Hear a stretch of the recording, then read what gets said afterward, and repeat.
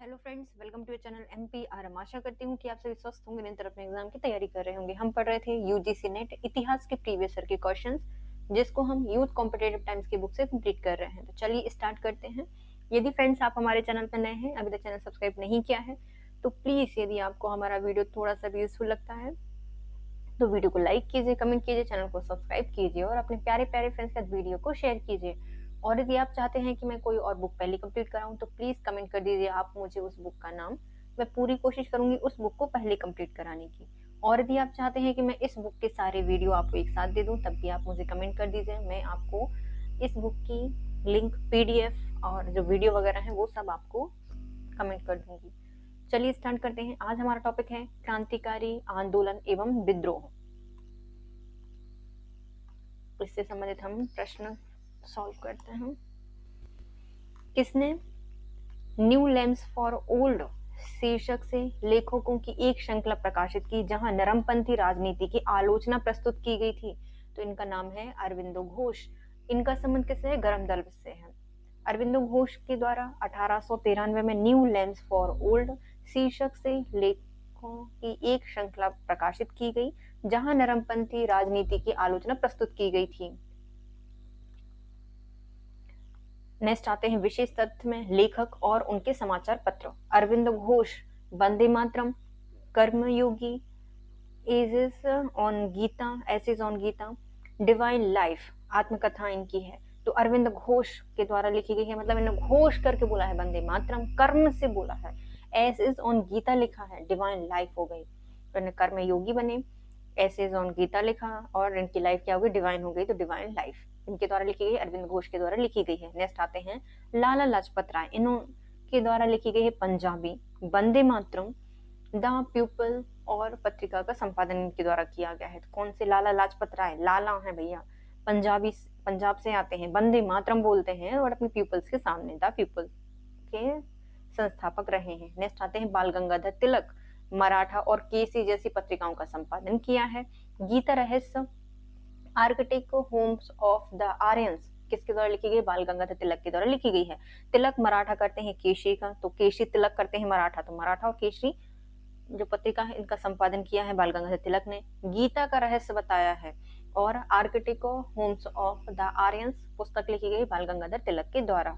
Next आती है बिपिन चंद्रपाल, मेरा जीवन, समय की यादें, दी न्यू इंडिया किनके द्वारा लिखी गई है? बिपिन चंद्रपाल के द्वारा लिखी गई। मतलब टिफिन में मेरा जीवन पूरा एक टिफिन में है, उसमें समय की यादें रखी गई हैं।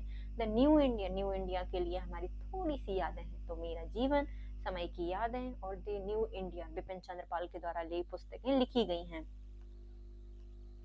नासिक के डिस्ट्रिक्ट मजिस्ट्रेट ए जैक्सन को गोली मारने के लिए किसे मृत्यु दंड दिया गया था? तो ये है अनंत लक्ष्मण कान्हरे को दी गई थी। किनको? अनंत लक्ष्मण कान्हरे को ए जैक्सन को गोली मारने के लिए मृत्यु दंड दिया गया था, जो कि नासिक के डिस्ट्रिक्ट मजिस्ट्रेट थे।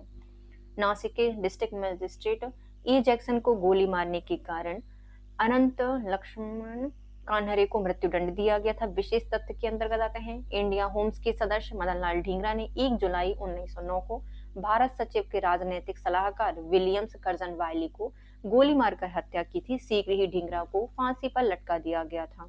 दामोदर चापेकर और बाल कृष्ण चापेकर ने 22 जून 1897 को पुणे के प्लेग कमिश्नर रैंड एवं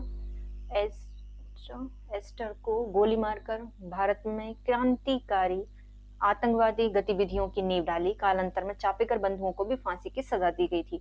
तो भारत में क्रांतिकारी आतंकवादी गतिविधियों की नींव किसके द्वारा डाली गई है? चापेकर बंधु, जिसमें आते हैं दामोदर चापेकर और बालकृष्ण चापेकर। प्रफुल्ल चाकी और खुदीराम बोस ने 20 अप्रैल 1908 को बंगाल प्रेसिडेंसी के मजिस्ट्रेट किंग्सफोर्ड की हत्या का प्रयास किया। प्रफुल्ल चाकी ने पुलिस से बचने के लिए आत्महत्या कर ली और खुदीराम बोस को गिरफ्तार करके फांसी दे दी गई। और जब खुदीराम बोस को फांसी दी गई थी तो ये सबसे कम उम्र के व्यक्ति बने थे जिनको फांसी की सजा दी गई थी। निम्नलिखित में से किसे आजीवन कारावास हेतु अदन के किले में भेजा गया था? तो इनका नाम है वासुदेव बलवंत फड़के, मतलब अदन में फड़फड़ा दिया इनको बेचारे को। तो मतलब ये सब ट्रिक है याद करने के, है ना। तो अदन, इनका बदन फड़फड़ा रहा है, तो वासुदेव बलवंत फड़के को अदन के किले में भेजा गया था आजीवन कारावास के लिए। वासुदेव बलवंत फड़के 1845 से 1883 तक रहे हैं। महाराष्ट्र के भारतीय स्वतंत्रता संग्राम के क्रांतिकारी थे। वह ब्रिटिश भारत में किसानों की दयनीय स्थिति से अत्यंत विचलित थे। इन्होंने ब्रिटिश हुकूमत के विरोध के लिए सशस्त्र मार्ग को अपनाया था। महाराष्ट्र में कोल, भील आदि जनजातियों को इकट्ठा करके रमोसी नामक एक संगठन बनाया। इन्होंने पुणे जिले को कुछ समय तक अधिकार क्षेत्र में ले लिया था। ब्रिटिश विरोधी गतिविधियों के कारण इन्हें गिरफ्तार करके आजीवन कारावास की सजा देकर अदन के कारागृह में डाल दिया गया था। यहीं पर इनकी मृत्यु हो गई थी। नेक्स्ट आता है, उसी माँ की कोख, भारत माता से पैदा होना चाहते हैं और इसी इरादे के लिए फिर से मरना चाहते हैं जब तक कि उनका उद्देश्य पूर्ण रूप से सफल ना हो जाए। यह कथन किसका था? तो यह मदनलाल ढींगरा ने कहा था कि उसी माँ की कोख, भारत माता से पैदा होना चाहते हैं और उसी इरादे के लिए फिर से मरना चाहते हैं जब तक कि उनका उद्देश्य पूर्ण रूप से सफल ना हो जाए। इन्होंने कर्जन वायली की हत्या की थी 1909 में। उसी माँ की कोख, भारत माता से पैदा होना चाहते हैं, इसी इरादे के लिए फिर से मरना चाहते हैं जब तक कि इनका उद्देश्य पूर्ण रूप से सफल ना हो जाए। यह कथन मदनलाल ढींगरा का है। मदनलाल ढींगरा 1883 से 1909 तक रहे हैं भारतीय स्वतंत्रता संग्राम के एक क्रांतिकारी। इन्होंने इंग्लैंड में कर्जन वायली की गोली मारकर हत्या की थी। 1909 में इन पर अभियोग चलाया गया और इन्हें फांसी की सजा दे दी गई। विदेश में फांसी पर चढ़ने वाले व्यक्तियों में प्रथम क्रांतिकारी माने जाते हैं मदनलाल ढींगरा। नेक्स्ट आते हैं, सूची 1 को सूची 2 से मिलाइए। इनके जो विद्रोह हैं और उनसे संबंधित जो नेता हैं उनको बताना है। तो पहले आते हैं हमारे रमोसी विद्रोह। जो रमोसी है ये विद्रोह संबंधित है हमारे किनसे? को पहले आते हैं, देखो जो जो पता है वो बना लेते हैं पहले, है ना। जैसे संथाल विद्रोह का संबंध है सिद्धू और कानू से। खांसी विद्रोह है तीरथ सिंह से। अहोम विद्रोह का संबंध है गोंधर कुंवर से। और जो रमोशी विद्रोह है ये चित्तौड़ सिंह से संबंधित है।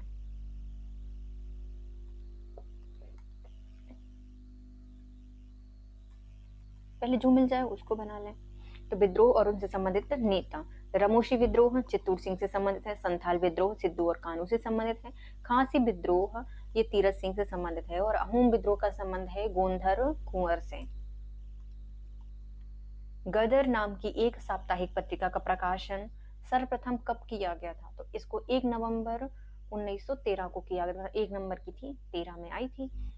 19वीं सदी के अंत में बहुत से भारतीय अमेरिका और कनाडा में जाकर बस गए थे। 1 नवंबर 1913 को अमेरिका के सैन फ्रांसिस्को नगर में गदर पार्टी का गठन किया गया जिसके संस्थापक लाला हरदयाल थे, जबकि इस पार्टी के अध्यक्ष सोहन सिंह भाकना थे। इस दल के अन्य प्रमुख नेता में रामचंद्र, बरकतुल्ला, रास बिहारी बोस, राजा महेंद्र प्रताप, अब्दुल रहमान और मैडम भीकाजी कामा थी। गदर पार्टी ने युगांतर प्रेस की स्थापना की और एक साप्ताहिक और बाद मासिक पत्रिका गदर का प्रकाशन किया था जो कि 1 नवंबर 1913 से प्रकाशित हुई थी।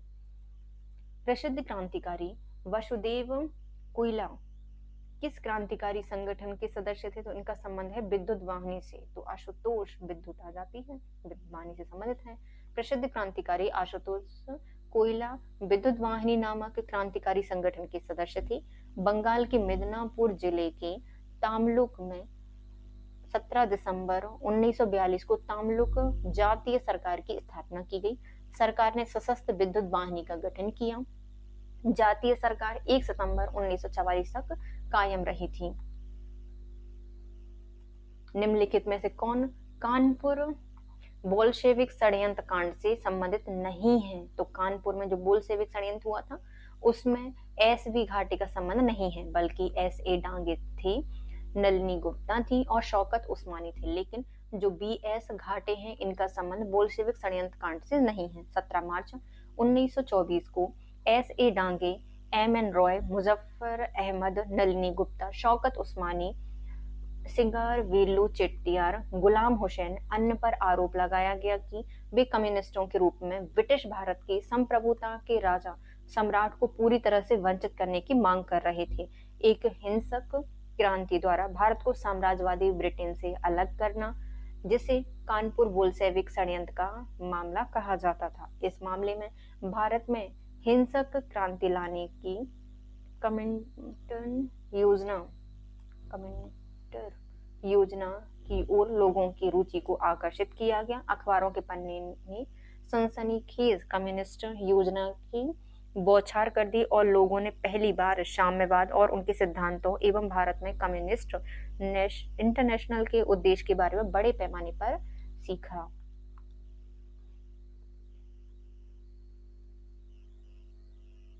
निम्नलिखित स्वतंत्रता सेनानियों में से इंग्लैंड में इंडियन होम रूल सोसाइटी की स्थापना किसने की थी? तो ये की गई थी श्यामजी कृष्ण वर्मा के द्वारा। इंग्लैंड में जो बनाया गया था Indian home rule society Shyamji Krishna Verma के द्वारा। श्यामजी कृष्ण वर्मा के द्वारा 1905 में इंग्लैंड में इंडिया होम रूल सोसाइटी की स्थापना की गई। इस संगठन की स्थापना का उद्देश्य इंग्लैंड में भारतीय विद्वानों और छात्रों को कम लागत पर रहने और खाने की सुविधा उपलब्ध कराना था और यह सुविधा भी उन्हें इस आधार पर दी जाती थी कि वे इंग्लैंड में शिक्षा प्राप्त करने के बाद भारत में ब्रिटिश सरकार के अधीन किसी भी नौकरी नहीं करेंगे। इसकी विस्तृत जानकारी सेडिशन कमेटी की रिपोर्ट में दी गई थी। सेट कर दिया था लोगों को सुन के, तो सेडिशन कमीशन में इसकी जानकारी दी गई थी। निम्नांकित क्रांतिकारियों में से अभिनव भारत संगठन की स्थापना किसने की थी? तो ये वीर सावरकर के द्वारा की गई थी। वीर सावरकर। अभिनव भारत संगठन की स्थापना विनायक दामोदर सावरकर ने की थी। महाराष्ट्र के क्रांतिकारी संगठनों में प्रथम रूप पर इन्हीं का नाम आता है। इस संगठन की स्थापना 1904 ईस्वी में किया गया था। 1899 में मित्र मेलन नामक संस्था की स्थापना की गई, जो बाद में अभिनव भारत समाज के रूप में प्रसिद्ध हुई। इसी शाखा महाराष्ट्र और अन्य प्रांतों के कई इलाके में सक्रिय थी। निम्नलिखित में से कौन सा युग्म सुमेलित नहीं है, बताइए। श्यामजी कृष्ण वर्मा इंडिया हाउस के लिए जाने जाते हैं, जो कि 1905 में बनाया गया था। वारिंद्र कुमार घोष भवानी मंदिर के लिए जाने जाते हैं। मदन लाल ढींगरा ने करजन वाली की हत्या की थी 1909 में। और जो खुदीराम बोस हैं, इन्होंने लॉर्ड हार्डिंग पर बम फेंका था। ये गलत हो जाएगा। इनके द्वारा जो शायद खुदीराम बोस ने बम नहीं फेंका था और गोली मारने की शायद कोशिश की थी, है ना, तो ये गलत हो जाएगा। लॉर्ड हार्डिंग पर बम खुदीराम बोस ने नहीं फेंका था, अपितु इसमें वसंत विश्वास और मम्मत विश्वास दो भाई द्वारा फेंका गया था। रासबिहारी बोस के नौकर थे, जो कि रासबिहारी बोस के नौकर थे कौन कौन? बलवंत विश्वास और मम्मत विश्वास, दोनों भाई ने लॉर्ड हार्डिंग पर बम फेंका था। इसकी प्रमुख प्रणेता रासबिहारी बोस थे। उस समय 1912 में ब्रिटिश भारत की राजधानी कलकत्ता से नई दिल्ली स्थानांतरित हो रही थी। वायसराय लॉर्ड हार्डिंग थे। इस बम कांड को दिल्ली षड्यंत्र के नाम से जाना जाता है। इसमें रासबिहारी बोस गिरफ्तारी से बचने के लिए जापान चले गए थे। खुदीराम बोस ने किंग्स फोर्ट पर बम फेंका था, जो कि 1908 में फेंका था। इसमें एक साथ प्रफुल्ल चाकी ने भी दिया था इनका। इसके कारण खुदीराम बोस को फांसी हो गई थी और प्रफुल्ल चाकी ने आत्महत्या की ली थी, क्योंकि इसमें भारतीय स्वतंत्रता से हमदर्दी रखने वाले मिस्टर कैनेडी और उनकी पत्नी मारी गई थी, जिसके कारण प्रफुल्ल चाकी को आत्मग्लानि हुई। इंडिया हाउस की स्थापना श्यामजी कृष्ण वर्मा के द्वारा 1905 में की गई थी, लंदन में। वारिंद्र कुमार घोष का संबंध 1905 के क्रांति से जुड़ा हुआ है। इन्होंने भवानी मंदिर नामक किताब लिखी है। मदन लाल ढींगरा ने लंदन में कर्जन वायली ब्रिटिश अधिकारी की गोली मारकर हत्या कर दी थी। इसके लिए ढींगरा पर जुलाई 1909 को अभियोग चलाया गया। इन्हें फांसी की सजा सुनाई गई थी।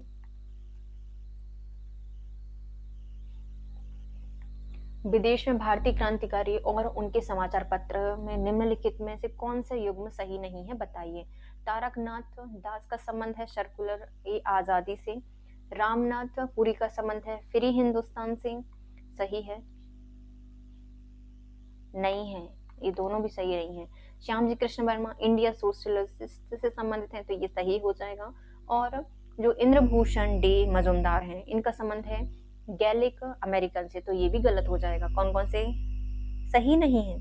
1, 2 और डी गलत है, जबकि कौन सा सही है? श्यामजी कृष्ण वर्मा ने इंडियन सोशियोलॉजिस्ट की स्थापना की थी, ये सही हो जाएगा।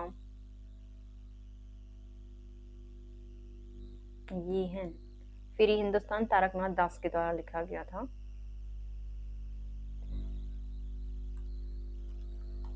तारकनाथ दास एक भारतीय क्रांतिकारी थे। इनके द्वारा संपादित समाचार पत्र फ्री हिंदुस्तान है, जबकि रामनाथपुरी द्वारा संपादित समाचार पत्र सर्कुलर ए आजादी है।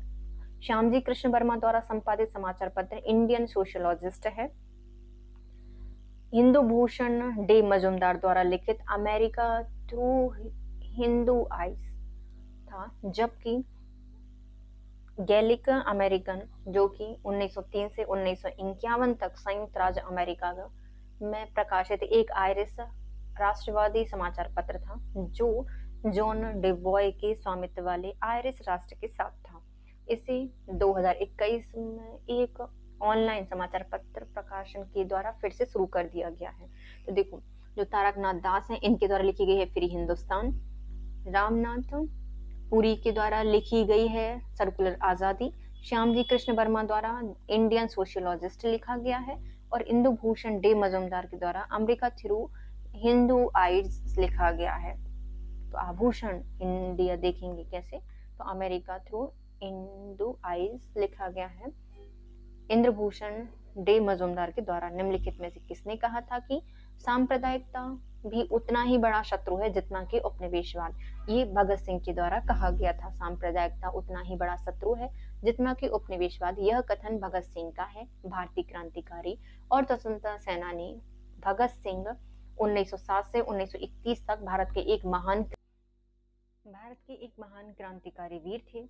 वे नौजवान भारत सभा के संस्थापक एवं हिंदुस्तान सोशलिस्ट रिपब्लिकन एसोसिएशन के सदस्य थे। इन्होंने राजगुरु चंद्रशेखर आजाद के साथ मिलकर लाला लाजपत राय की मृत्यु के जिम्मेदार सैन्य अधिकारी सैंडर्स की लाहौर में 1928 को हत्या की थी। वे वामपंथी विचारधारा को मानते थे और समाजवाद के पक्के पोषक थे। इन्होंने साम्राज्यवाद एवं उपनिवेशवाद का पुरजोर विरोध किया था। सांप्रदायिकता को उतना ही बड़ा शत्रु मानते थे जितना साम्राज्यवाद को। बटुकेश्वर दत्त के साथ मिलकर इन्होंने केंद्रीय असेंबली में 8 अप्रैल 1929 को बम एवं पर्चे फेंके।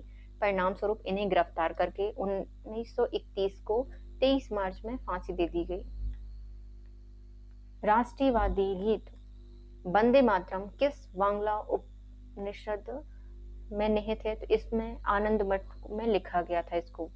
भारतीय राष्ट्र की अमर एवं कालजयी राष्ट्रीय गीत वंदे मातरम प्रसिद्ध क्रांतिकारी उपन्यास आनंद मठ से लिया गया है। इसे उस दौरान भारत में राष्ट्रीय आंदोलन का देशभक्ति एवं राष्ट्र प्रेम की भावना से भर दिया था।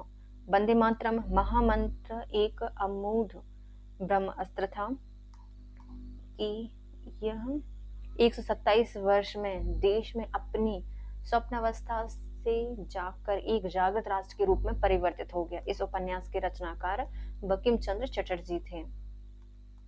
आनंद मठ से लिया गया है। बंकिम चंद्र चटर्जी के उपन्यास आनंद मठ का प्रकाशन किस वर्ष हुआ था, तो इसको 1882 में प्रकाशित किया गया था। आनंद मठ को आधुनिक भारतीय साहित्य का प्रथम राजनीतिक उपन्यास भी माना जाता है। प्रकाशन की शीघ्र उपरांत आनंद मठ स्वतंत्रता के जन आंदोलन के साथ घनिष्ठता से जुड़ गया। इसका एक पहलू हमारा राष्ट्रीय गान वंदे मातरम आज भी राजनीतिक सरगर्मी का विषय है। पुस्तक के रूप में आनंद मठ का प्रकाशन 1882 में हुआ था। इससे पूर्व बंकिम चंद्र चटर्जी की पत्रिका बंग दर्शन में धारावाहिक रूप से प्रकाशित हो चुका था। निम्नलिखित में कौन सा युग्म सम्मिलित नहीं है, बताइए। श्यामजी कृष्ण वर्मा इंडिया हाउस से जुड़े हुए हैं। वारेंद्र कुमार घोष भवानी मंदिर से संबंधित है। मदन लाल ढींगरा ने कर्नल वायली की हत्या की थी। खुदीराम बोस ने हर्डिंग पर बम नहीं फेंका था। वारेंद्र घोष भवानी मंदिर और युगांतर के लिए जाने जाते हैं। मदन लाल ढींगरा ने कर्नल वायली की हत्या की थी। रास बिहारी बोस लॉर्ड हर्डिंग पर बम फेंकते हैं। और एस के वर्मा इंडिया हाउस के लिए जाने जाते हैं। श्यामजी कृष्ण वर्मा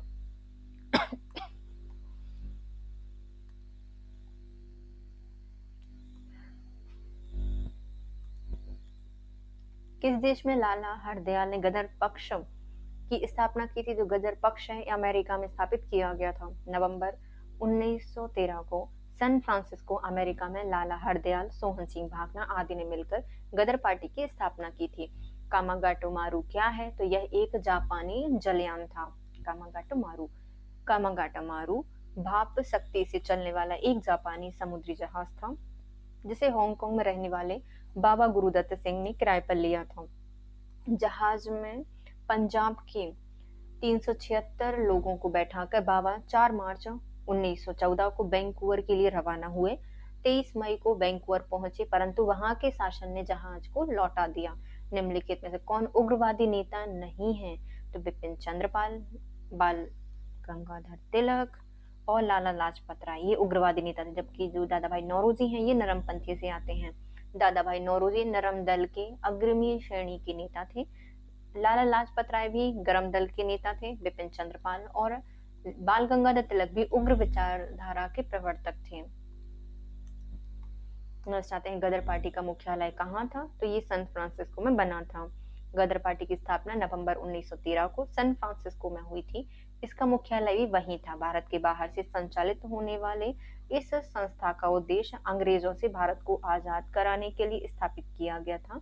इसके संस्थापक सदस्य में लाला हरदयाल, सोहन सिंह भाभना, संतोष सिंह एवं बाबा ज्वाला सिंह प्रमुख नेता थे। ज्वाला सिंह, संतोष सिंह, मोहन सिंह, सोहन सिंह भाभना और Lala Hardayal. India home rule society एक क्रांतिकारी का गठन भारत के बाहर किसने किया था? तो होम रूल जो इंडिया होम रूल सोसाइटी स्थापित की गई थी श्यामजी कृष्ण वर्मा के द्वारा।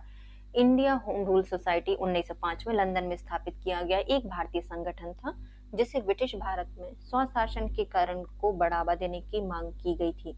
संगठन की स्थापना श्यामजी कृष्ण वर्मा ने की थी। मदन लाल ढींगरा, लाला हरदयाल, अजीत सिंह और बीडी सावरकर इसके सदस्य थे। क्रांतिकारी संगठन अभिनव भारत कहाँ स्थापित किया गया था? इसको महाराष्ट्र में स्थापित किया गया था वीडी सावरकर के द्वारा।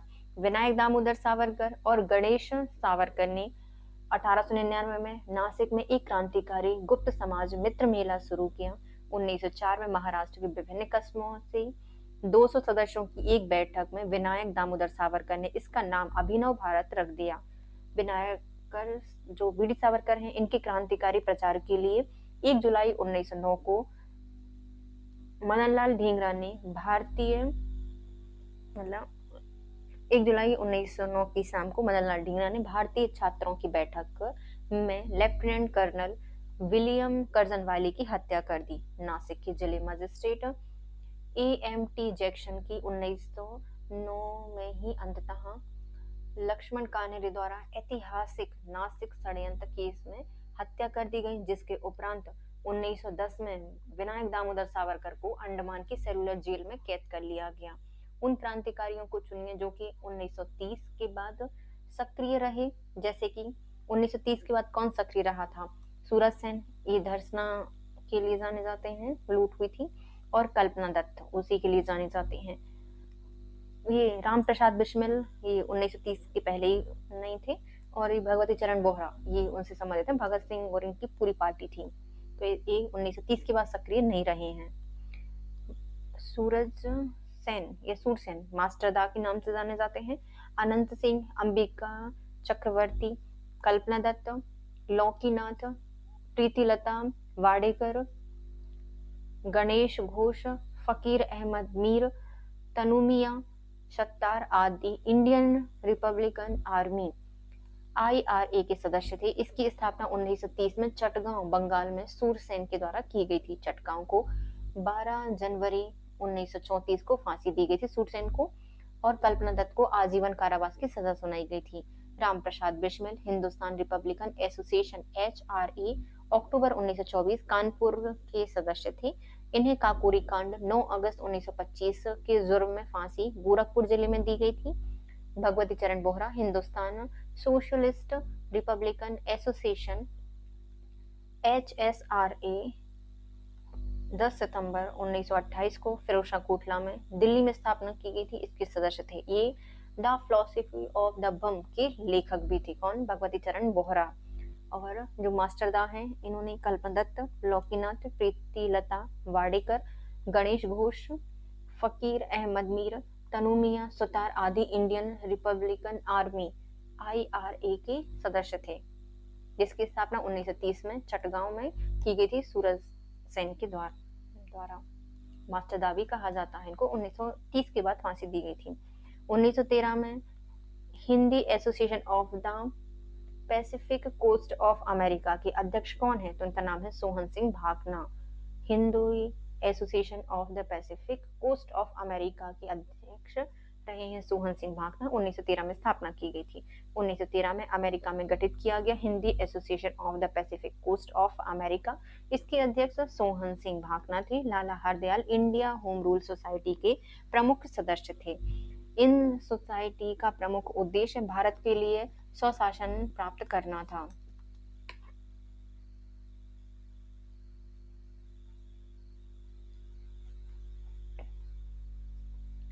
फिलिप स्पेट नामक अंग्रेज को सजा हुई थी। कब? किसके लिए? तो मेरठ षड्यंत्र केस के लिए। जो फिलिप स्प्लिट नामक अंग्रेज हैं इनको सजा दी गई थी मेरठ षड्यंत्र केस के लिए। कम्युनिस्टों के बढ़ते प्रभाव को रोकने के लिए ब्रिटिश सरकार ने 20 मार्च 1929 को 33 कम्युनिस्टों को गिरफ्तार किया। उन पर मेरठ षड्यंत्र केस का मुकदमा चलाया, जिनमें 3 अंग्रेज फिलिप स्प्लिट, वैन वार्डले एवं लेस्टर हैचिसन थे। इस केस में मुजफ्फर अहमद को आजीवन कारावास या काला पानी की सजा दी गई थी।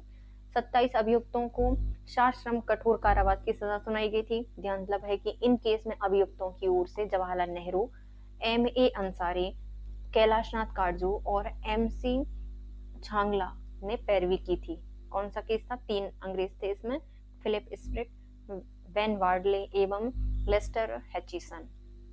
मेरठ षड्यंत्र केस के लिए जाने जाते हैं। यह किसने कहा था कि राजनीतिक स्वतंत्रता राष्ट्र की प्राणवायु है? ये कहा था अरविंद घोष के द्वारा। अरविंद घोष ने कहा था राजनीतिक स्वतंत्रता राष्ट्र की प्राणवायु है। अलीपुर षड्यंत्र केस के मुकदमे से छूटने के बाद अरविंद घोष ने अपने राजनीतिक एवं दार्शनिक विचार दिए। आगे चलकर इन्होंने आतंकवादी क्रियाकलापों को त्याग दिया और सन्यासी हो गए। पांडुचेरी में अपना पहला आश्रम स्थापित किया। निम्नलिखित में से कौन एक कथन श्यामजी कृष्ण वर्मा के विषय में असत्य है? बताइए। यह काठियावाड़ के निवासी थे। सही है। इन्होंने मासिक पत्र इंडियन सोशियोलॉजिस्ट प्रारंभ की थी। सही है।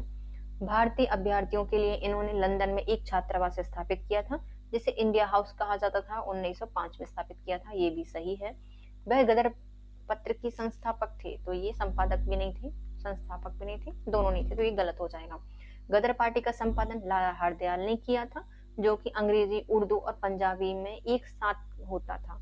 गदर या हिंदुस्तान गदर 1857 के विद्रोह की स्मृति में प्रकाशन में किया गया था। गदर पत्रिका के नाम पर ही हिंद एसोसिएशन ऑफ अमेरिका के नाम पर गदर आंदोलन पड़ गया था। और तीनों विकल्प जो पहले दिए गए हैं वो श्यामजी कृष्ण वर्मा के बारे में सही हैं। मेरठ षड्यंत्र घटना में कौन शामिल था? तो इसमें जो कम्युनिस्ट पार्टी के सदस्य हैं वो शामिल थे। मेरठ षड्यंत्र घटना 1929 से 1930 के बीच में हुई है। यह भारतीय कम्युनिस्ट पार्टी के सदस्य शामिल थे। उन पर मेरठ राजद्रोह हत्याकांड का मुकदमा चलाया गया। पकड़े गए थे 32 अभियुक्तों में 27 अभियुक्तों को दंड दिया गया था। इस केस में फांसी अभियुक्तों को बचाने के लिए जवाहरलाल नेहरू जिसमें फंसे हुए थे, उसमें उनको बचाने के लिए जवाहरलाल नेहरू, MA अंसारी, कैलाशनाथ काटजू, MG झांगला ने पैरवी की थी। इस केस के विरुद्ध में 21 मार्च 1929 को मोतीलाल नेहरू ने केंद्रीय विधानसभा में काम रोको प्रस्ताव पेश किया था। मेरठ षड्यंत्र केस के विरोध में केंद्रीय विधानसभा में काम रोको प्रस्ताव पेश किया था। किसने? 21 मार्च 1929 को मोतीलाल नेहरू ने। इसके साथ हमारा आज का वीडियो होता है complete guys. If you like my video please share, subscribe and comment. Thank you so much guys. Have a nice day.